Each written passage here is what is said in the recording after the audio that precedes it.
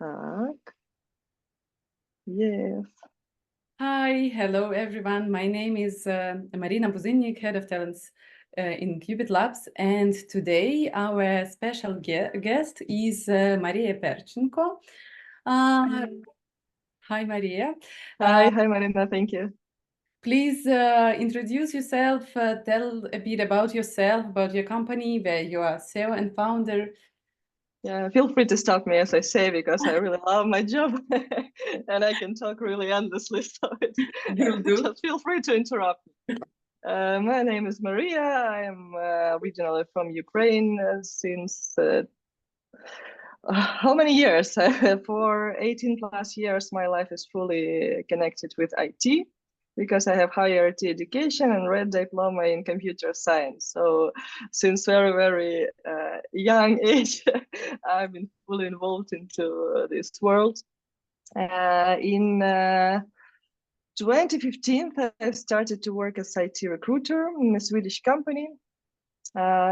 10 months later, I became a lead of all the Swedish company, of all the recruitment, I mean, and was leading teams in Kenya, Philippines, Ukraine. And a couple of years later, I decided that it's time to move on and thank into my networking that since university, I'm fully surrounded by people who have their own companies, know people who need developers. I had a very huge networking and I decided that I can work first of all remotely, and second it's helping more companies all over the world, and my past employer became my first customer, so we are still in contact and we are still cooperating. This is like the main side to show my dedication and my services.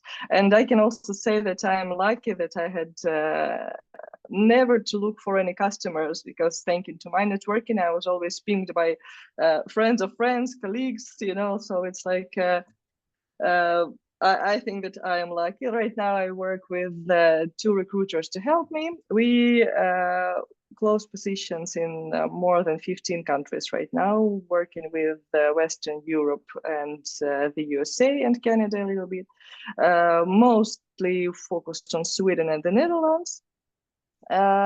Also, the latest year became very significant for me because I also started to be focused on consulting companies and consulting potential candidates about looking for a job in Europe mostly. And I started to run an Instagram, and that was a new, absolutely new platform for me because like it's more for entertainment, but I was lucky to find some candidates there and helping people to find a job also there.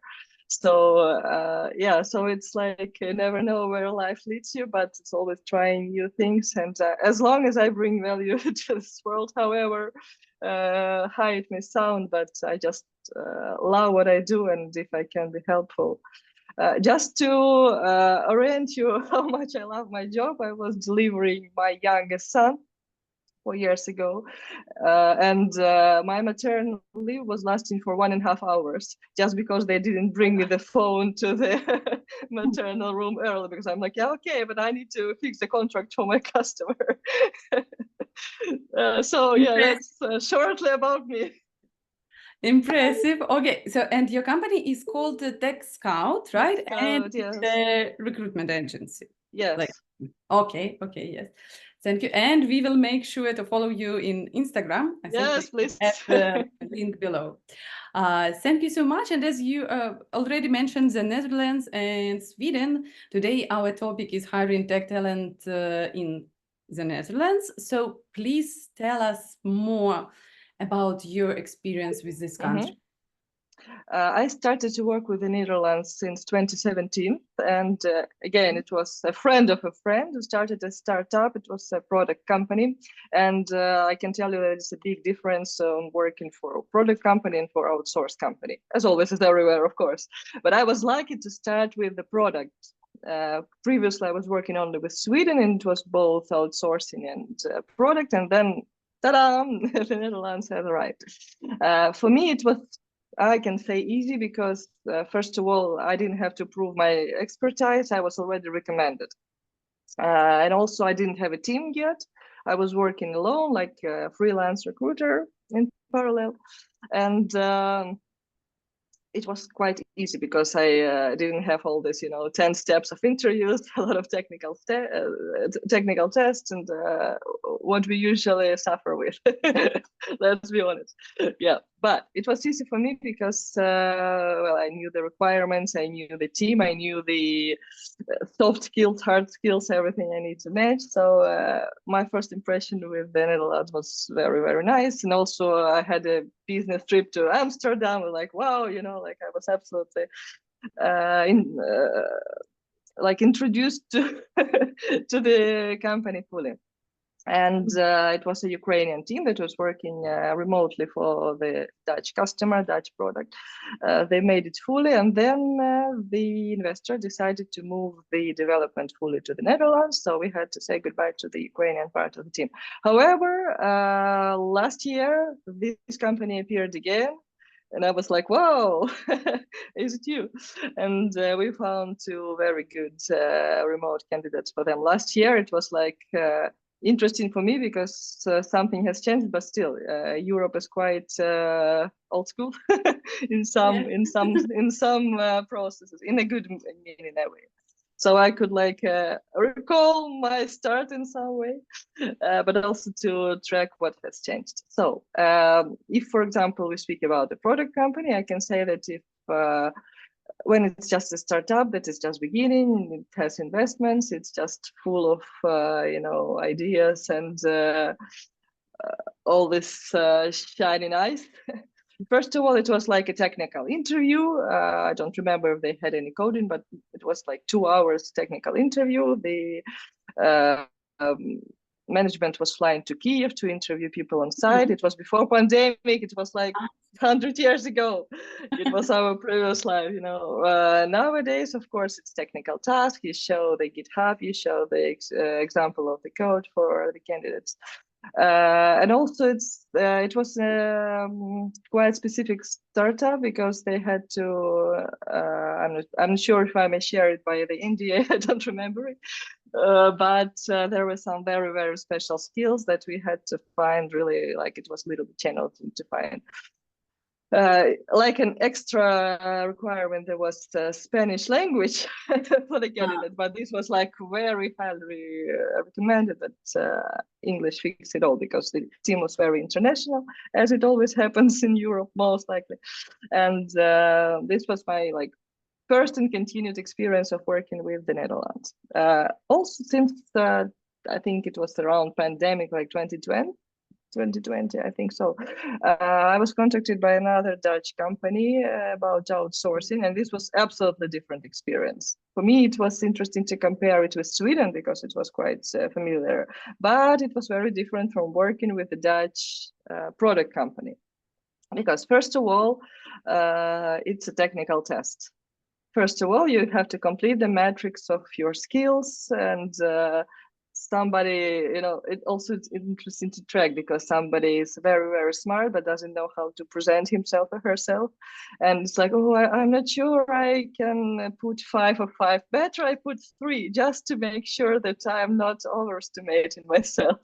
And somebody is like, I know everything, just give me this job, 5 everywhere, and then we will see what happens, Yeah, so then we had to yeah, we had to a little bit work on that process because it had to be of course more honest to be presented to the last customer. Of course, it took more steps because it's like outsourcing is about the decision of the end customer, and I'm not introduced as a recruiter who is just invited externally. And also it's interesting because usually we were invited to work in the cases that couldn't be covered by local recruiters, so like by inner recruiters. I had a team already, so I was like stronger, and it was very interesting for me. However, it sounds, I don't like this, it was interesting for me, but it was. And also in parallel, I was pregnant with my second child, so it was like I felt my brain was exploding, like working on on the new challenging things. But we successfully closed those positions despite the pandemic. and it was with the relocation, so it was an extra challenging to relocate people from other countries. But my customer was handling it all fully, and as always, I'm so happy when I can, really change somebody's life. Like people who really want to move to some country, they are really focused. They look for this information. They learn new skills that they need. That's why I started the consulting, jumping from another topic. I'm sorry, because I see this crazy demand. I see how many people, they just randomly apply for some positions. They don't know what to do with this, and there is always a system, and I understood that my knowledge can be also very useful for these people. And when I started to get the first result, when they started to get job offers, it was like, yeah, it's really amazing. One of the latest hirings he has started just last week with his pregnant wife. They relocated from Nigeria. Wow. And it was like, wow, they like absolutely another life for them. And for me, it's like, I'm so happy that I can be useful really for these people. You're doing something good. Okay, Yeah. understood. Thank you. And if to compare the Netherlands with the rest of Western Europe or the USA, for example, are there any peculiarities of the Dutch IT market? What are some of the advantages of hiring in this exact region? Yeah, of course. Right now, I can already compare and show you like the 3D picture, because it's interesting even for us to track how different people. We talk about people. It's always customers, candidates. It's always people. Yeah. How different people are depending on where they are located, where they come from. If we work, for example, with Greece, it's always like siesta. They never start working before 11 or 12. Like. If it's Sweden, you can always ping somebody starting from 7 or 8 a.m. I lived in Sweden for half a year, and my house was located near some IT company, and they were at work at 6:30 every morning. It's like I'm a night owl. For me, it's like crazy. I go to bed at this time, 6:30, and they already at work. But 3 p.m., nobody is in the office anymore. So it's like even just about lifestyle, about hiring. I worked with the USA. A lot of companies, they are listed on my website, but I was lucky to work with the Ukrainian representatives. And you understand. So, of course, Ukrainian management in the American company, it's my console. It's to understand it. It was my record was to close a position within 3 hours for the American company, because I was working directly with the CTO. Like I was connected to, I already knew what is the profile. I know what's good, what's bad, what's needed. And we had a very, very fast hiring, because I knew that, okay, exactly this candidate will be perfect. I contacted the candidate, and like 2 hours technical interview and job offer right after the interview. So if I say this to people who work in the USA and who look for a job, like for a long time, of course it will be like, wow, it's magic, it can't happen. But for me, it was easy, because we were working with people who were located in Ukraine, and with different companies. So I'm not sure my experience here will be really very relevant, but still, the decision depends on American management. So if they trust the, I don't know, CTO or whoever the hiring manager is, I can brag with such experience that we could close the position very, very fast. But also at the same moment, for example, we had a case when we closed the position on Sunday, so to say, because the candidate was ready to be interviewed on Sunday. I was available for this. Of course, it's like, crosses any rules. And it's just about people, if they are interested, if they're available. On Monday, the person started and got the job. So it's like, it's mostly about exception, right? But because it's, I also vote for work-life balance, never about overtiming or pinging people on weekends or after business hours. At the same time, if we work with the USA, of course, the time zones are different. And it's like I have to apologize if I fair. write a message late at night because I'm in Europe and I can be, for example, in Portugal that it's even earlier, or in Ukraine that is later. So the difference is about people always. I always say this, that there are no specifics, like let's not complicate things that are very, very obvious. Like it's about people who are connecting. If they click, they click. It's not about nationality or even seniority. Definitely. Yeah, but it's like also high words. But in the end of the day, all my 100% of cases, they were about the match of people. It's like this person is suitable for the team. That's why it's a little bit harder to work for outsourcing team, because you don't know who is the end customer. You cannot talk to all the team. You cannot feel this vibe. Yeah, where how they live, how they what they joke about daily. Yeah, but to compare Europe and the USA, I can say that my experience of living in Europe made me understand that it's a lot of bureaucracy. It's slower processes. It takes time, and especially for people from countries like Ukraine, Eastern Europe, of course, it's like, wow, that we have to wait for a decision for 3 weeks, that it can be delayed because the manager goes to vacation, especially in summer.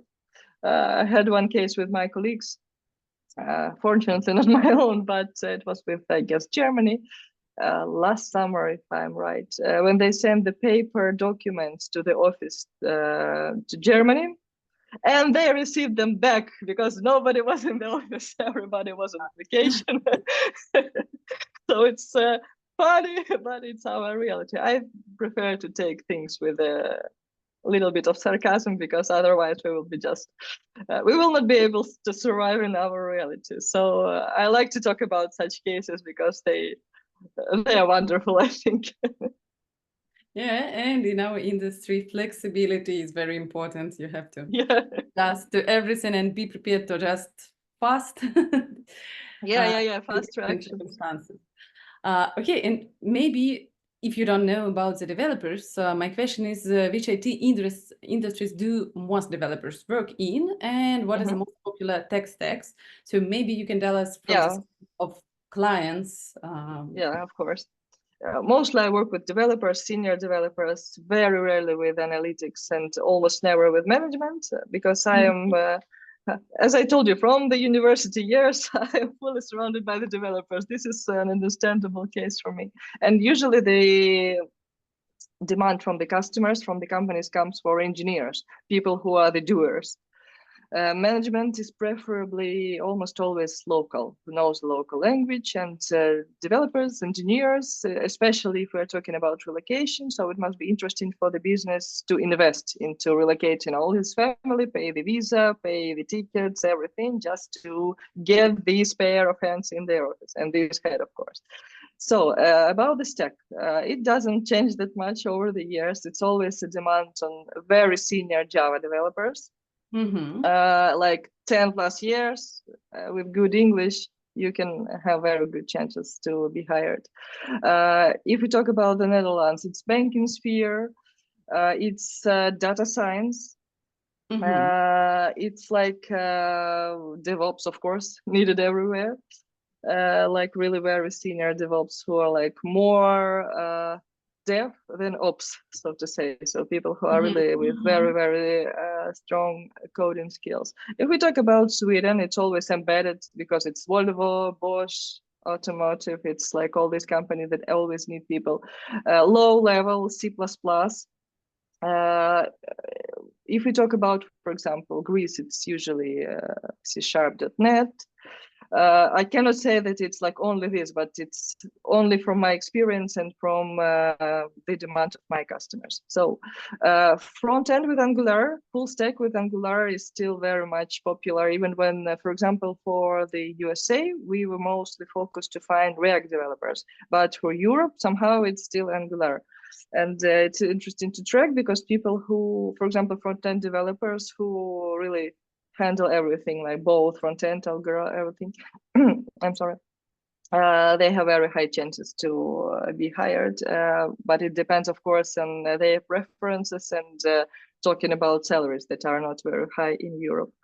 And talking about taxes that are quite high in Europe. So it's, as always, the region is about if you're really interested in moving to this country, if you're really to dedicate your life or at least a part of your life to this country, because people who are just looking for anything, most likely they end up with staying and working remotely. They don't look for anything concrete.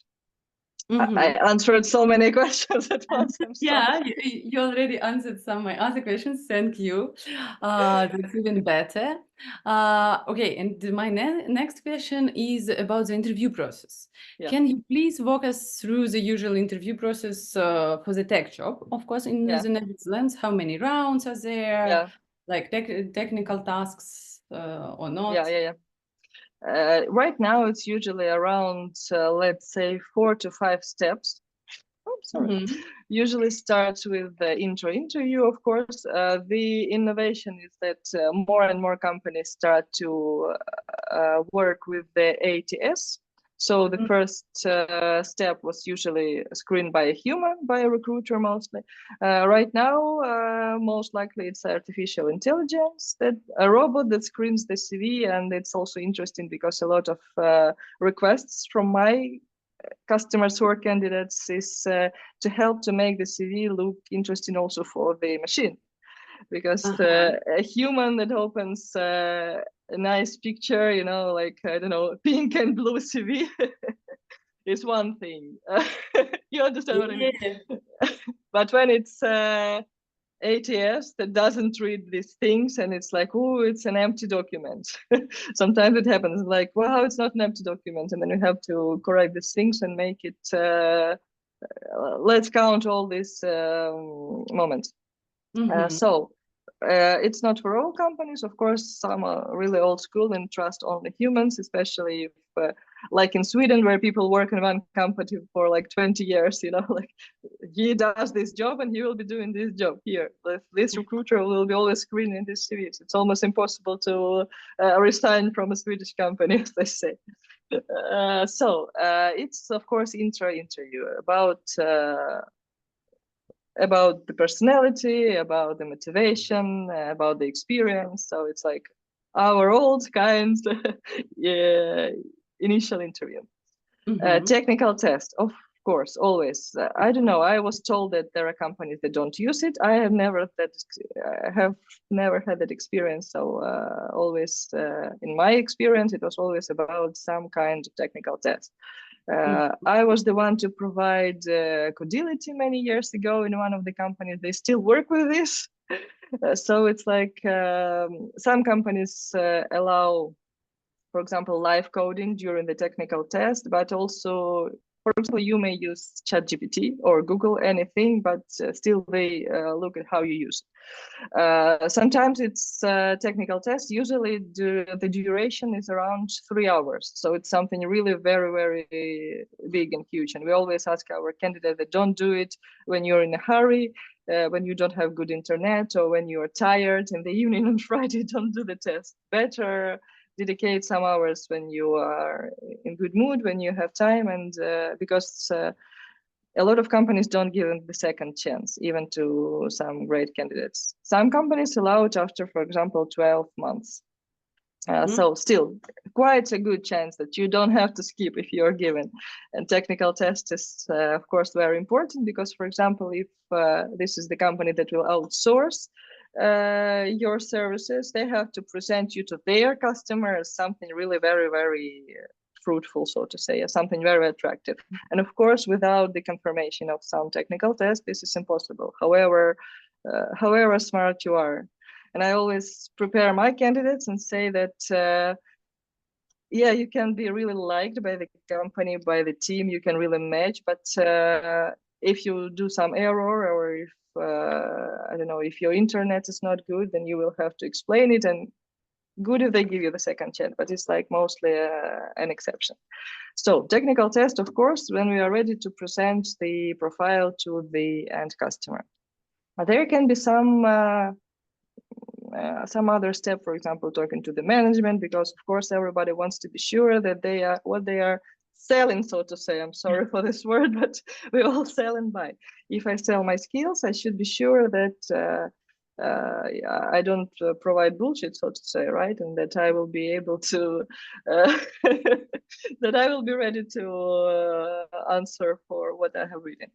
So about the end customer, if we're talking about the outsource, that is very, very popular in Europe and in the Netherlands. It's like one company outsources your services to another company, and it's like the most popular model. I think especially for people who are coming from other countries, because the company that hires them provides the services to their end customers, but also they handle, like they guarantee the staying in this country. They work with all your documents, visas, insurances, salaries. There are a lot of these companies in the Netherlands. And I think in Europe in general overall, because it's like very popular model. But the most interesting thing begins when we are presenting the profile to the end customer, because it can be at least 2 interviews. It can be 3 interviews, because let's talk to this team member, let's talk to the whole team, let's talk to this guy, let's talk to you. But I think it's very good, because it's better to double check than to make a decision. And for example, especially if the person is moving with all the family to another country, we may not have a chance for the error, because it's really too big responsibility. Exactly. So 5 to 6 steps is usually something that is okay. One of the latest cases took us from the first message in LinkedIn to the start day of the candidate. It was 5 months just to orient about the process. And it was like very good. 5 months from the first message to all these steps. Then, of course, organizing all this, buying tickets, waiting for visa. There can be also such a step as interview with the embassy. Our latest case had it. All the family was interviewed by the embassy about their motivation. But we understand the world is not safe, and it's better to check everything. But also, it's not good for both sides: the company that is waiting for their talent, and the person who's trying to move faster, because it's like, again, you have to wait for some more time. I even had to record the video and say to my candidate that it's totally okay to wait for feedback for 3 weeks, for example. It's not okay, but unfortunately we have to get used to it, because I understand people who are worried. But also it's like such a long process that sometimes, like 3 weeks is absolutely normal to wait for the answer for an email. Could be longer, could be 2 months, especially we had summer, everybody was on vacation. Yeah, it's like 5-6 weeks you're waiting for some next news. And let's pray that it will be good news and you're moved to another step. So it's like I'm telling you in details for people who might be interested in taking all this journey, that you have to have patience. And for companies that might be looking for people, that please speed up as much as we can. But of course, it's human factor. Yeah. About product companies, it's way easier, because it's usually a small team, smaller at least. It's usually the decisions are made by the management. That it's not hundreds of people. It's like less than 10 usually. It's hiring manager, tech lead, CEO, CTO, somebody. And it's usually, of course, way faster. Like during 1-2 weeks, we have a hiring case. But it's also about, I think it's also about preferences. Somebody can work in a product company. Somebody really wants to work in huge companies and take a lot of different projects. So it's whatever you like. Okay, thank you. So, like, to summarize, the hiring process, if we don't take into account relocation, takes from 2 to 5 weeks, right? From 2 weeks, if you're lucky, yes. Okay, during I think it's spring and autumn. Let's take it's March and September. Yes. Okay. Then yes, 5-6 weeks is like very, very real, and prepare for this. Understood, noted. Okay, my next question is about the salaries. How do salaries in the Netherlands compared to other countries in the region, even globally? Yeah, the salaries are not high. These countries are so-called cashless, especially, for example, Sweden, where you cannot buy even a cup of coffee with cash. You need to have your card. In the Netherlands, it's a little bit easier, but still, the salaries are not high. So people who are used to live with cash, where you have to buy everything like medical services, pay school, good school for your kids, you have to earn cash.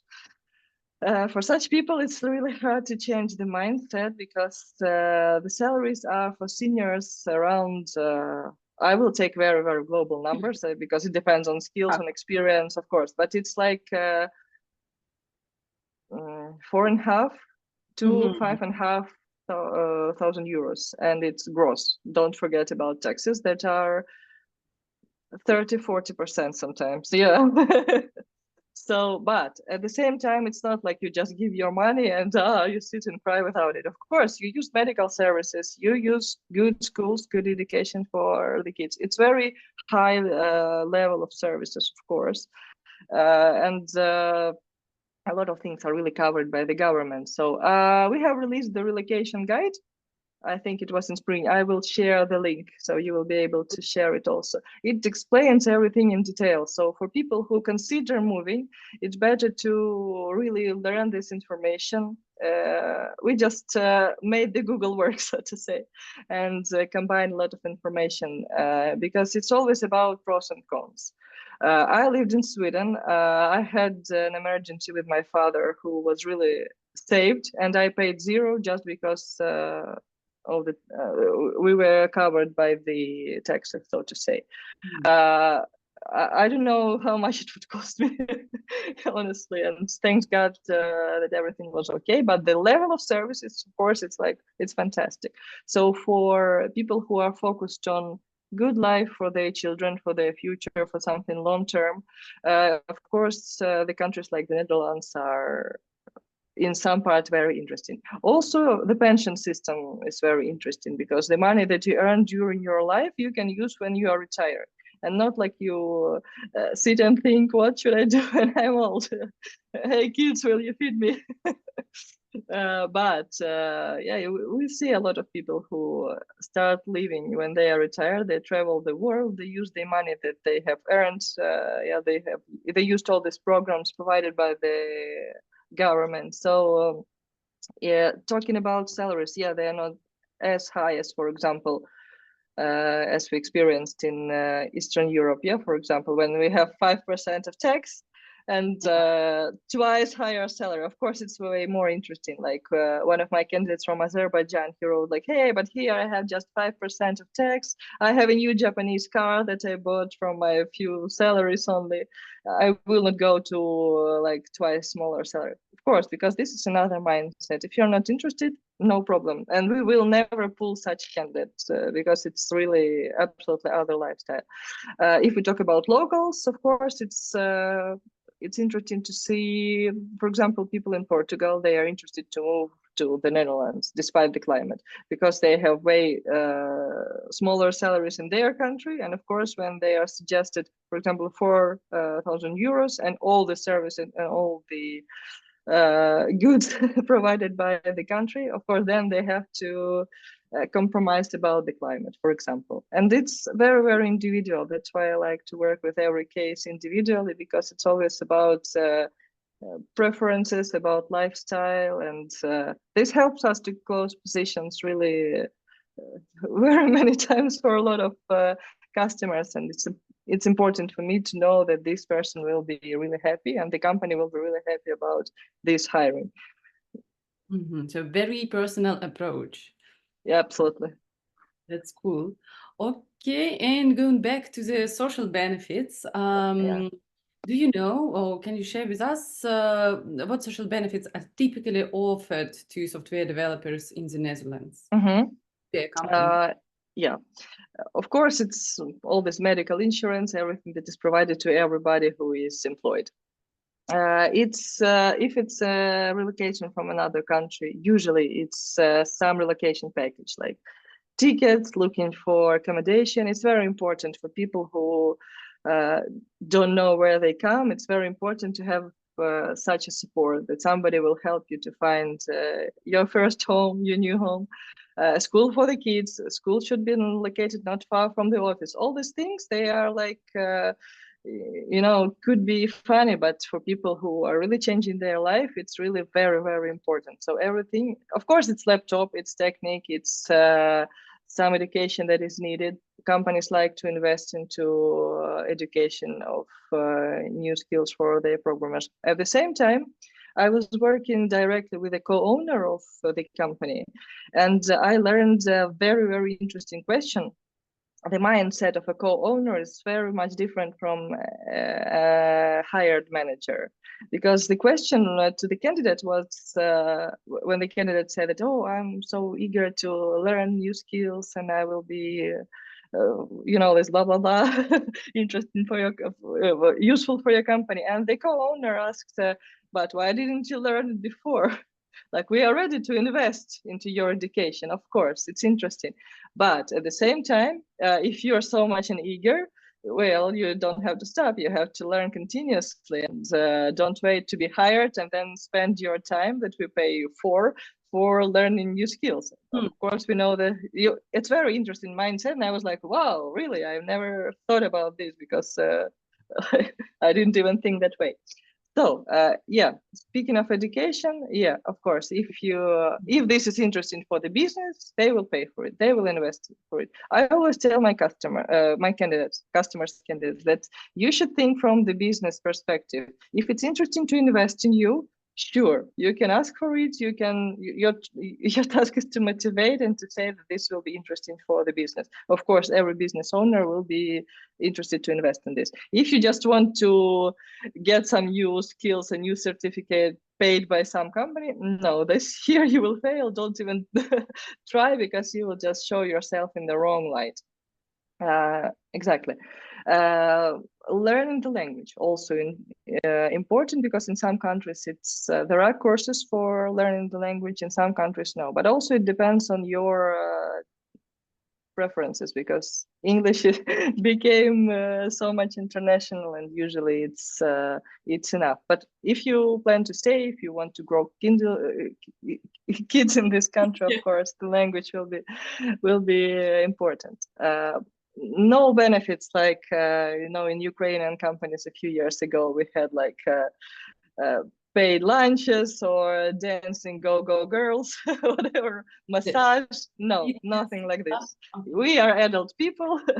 Here is your salary. You're welcome to spend it however you want, but all the main things, of course, are covered. Of course, you will have good technique, like good equipment that you need for work. Good, not your preferences, but good for the company. Again, what's interesting for the company and what's interesting for the business. All the equipment that you need is usually provided. I recently came to HR head with whom I was working also in the Dutch company, and she had 3 laptops. And I'm like, wow, you are like a developer, but they have 1. And she's like, yeah, I need 3, so they gave me 3. And it's like, okay, whatever you need to make your job. It's also important that vacations are quite long. Yeah, so it's very important for me as a mother that work-life balance is very much respected. However, you want to work on the weekend or at night, or to show that, yeah, I am the best of the best here. No, please take your time, work your 8 hours. If you're tired, better get rest, but don't be burnt out. This is also very, very, very important test for me, because for people who are like workaholics, sometimes it's even a problem to follow with this flow. But it's good that there is the policy always of this providing this culture, and I remember when I was visiting the Swedish office, I was leading and I was like, yeah, everybody should work. Why are you so slow? I said, when will you go back to Ukraine? Like, why is she so active? Yeah, so work-life balance also is important. The insurance, of course, covers all the services, including medical services. And I explained the mechanism about the taxes. I hope if there are some questions, please correct me. So very, very basic things in general. Yeah, just wanted to ask if you know about the usual amount of paid vacation days and paid sick days. Of course, it can differ from the company to company, but like roughly, what's Yeah, it differs from the company to company. For example, in Sweden, it's about 5 weeks per year. I'm not sure about the Netherlands because I was working with very different companies. We never had such cases, so I better don't talk, not to lie. But I think it's quite a lot. Okay, okay. So usually you will not be offended with the amount of Yes, absolutely. And also, it's very important that in the Netherlands, you can always negotiate things. It's very important. It's like a continuous negotiation of things. If you are unhappy with something, you can always talk with your mouth about it, and nobody will ignore you. Yeah, it may take time to solve this issue, or maybe you will be suggested some alternative solution. But everything, absolutely, up to the smallest details, you can always discuss and find the compromise. It's very important. If you I don't know, sick leave, it's something that can happen to everyone. Of course, vacation. I was working with some company, American company. They had absolutely endless amount of vacation days. It was interesting for me uh, because, like, wow, but somebody can really overuse it. And nobody was overusing it. It was really fantastic that people were very responsible about this freedom, about this trust, and they always said like, I better take this 2-3 days, like reboot myself, spend time with my family or with myself or however, and then do twice more. And it was really interesting, but for me it was more like an experiment. I saw it just once in real hands, in real case. Okay, that's interesting. Thank you very much. And how are companies in the tech sector in the Netherlands addressing diversity, equality, inclusion in their hiring practices, and what is their workplace culture? What challenges or successes have they encountered? First of all, most of companies with which I was working and I have been working, they are very much multinational, very international. So it's all about English language, it's all about equality. Yes, it's always interesting because people from different countries, they bring their food to the office, they have their traditions. Oh, we have a holiday of this in our country today. Wow, what's this about? It's always about sharing the knowledge about the country. So about equalities, I don't know, it's like probably about just being adult people. If you're already connected in one team, of course it's curiosity combined with doing something together. Also, it's important to say that, no, I forgot something. I had some smart idea to tell you about this, but maybe later. Important to say, I forgot. It's like hopeless. Wanted to add something like about like inclusion, diversity, other like offices equipped for Yeah. First of all, we are back after the pandemic. We are back to fully offline, mostly. And that's what I said. It's very interesting to track that companies are really ready to invest money into bringing people from other continents, but just to see them daily in the office from Monday to Friday.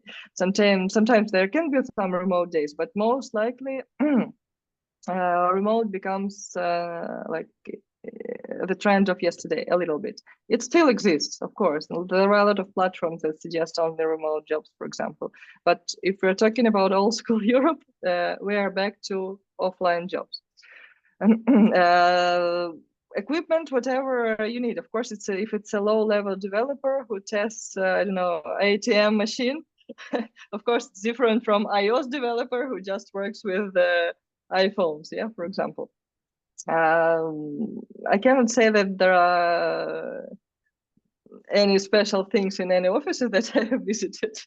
Of course, it depends on the country, because if it's Sweden, if most likely there will be fika every 3 hours when they drink coffee and talk about things. It's like a country tradition. It's a global country tradition that everybody drinks coffee at this time.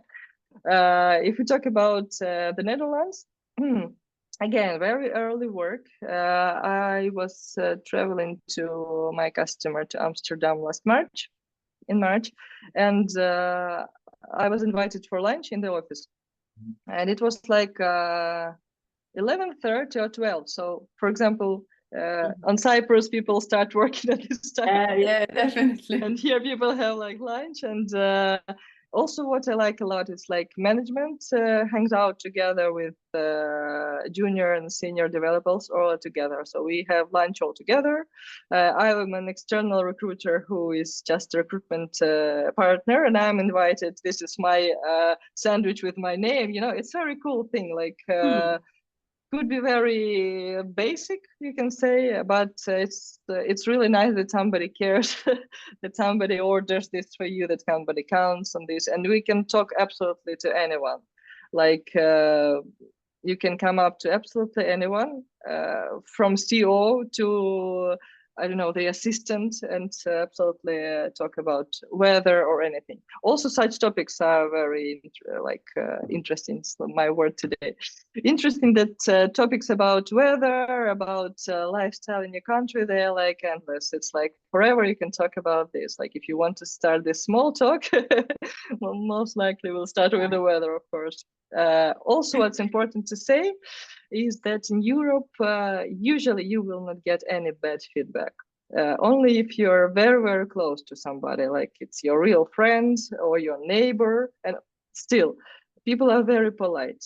And I always teach my candidates that don't just swallow everything. If you will always be complimented, like in a good way. You will hear good words about yourself, but please listen to these words if it's about your personality or if it's about your professional skills, because this is important. You can be a fantastic person, but not very competent to handle this job. Or you can be a real super professional, like a superstar, but you don't match by soft skills to this team somehow. And it's important to hear this, because like I'm from the country where the feedbacks come very straightly sometimes. It can be even offensive, you know. But I don't know how it's better, right? You never know. It's important to track such things and to ask, not be afraid to ask questions, but also to be polite with asking questions, not like be too friendly, as I say. Be careful with being too friendly. Like respect these borders of another person, because it's highly respected in Europe, and it's very important to remember this everywhere. Okay, thank you very much. I think that is all from all my list of questions. Is there anything else you think we should know about the hiring process in the Netherlands? I think it's very important. If we talk about, I will consider two sides, the company and the candidate. If we give an advice to the candidate, it's always about not applying randomly.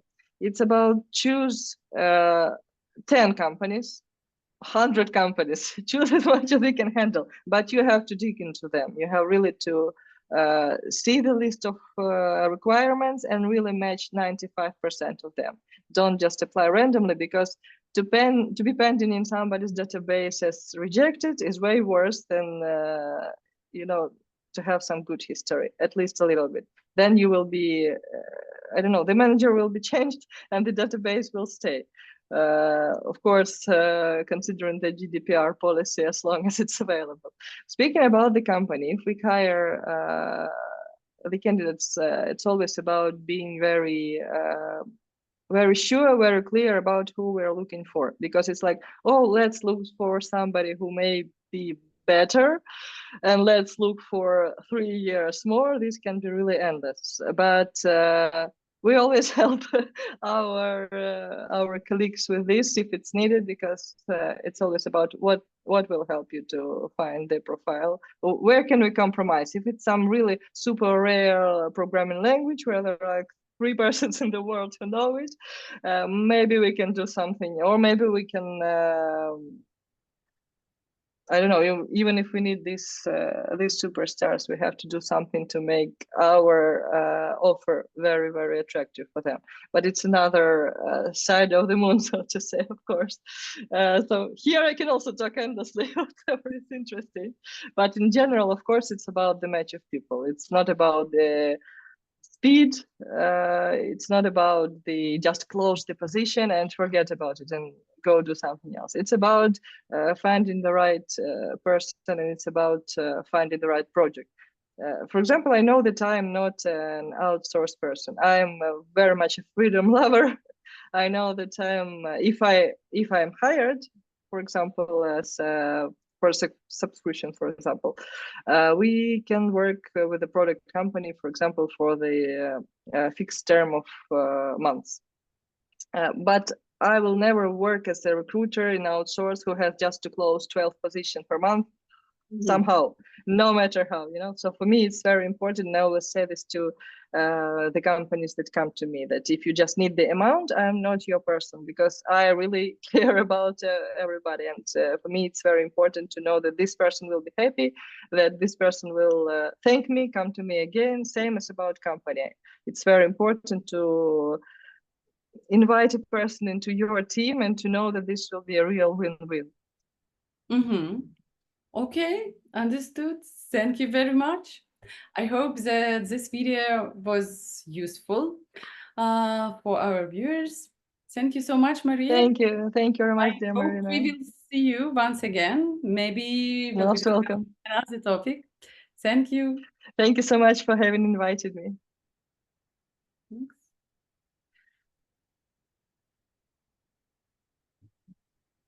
Second.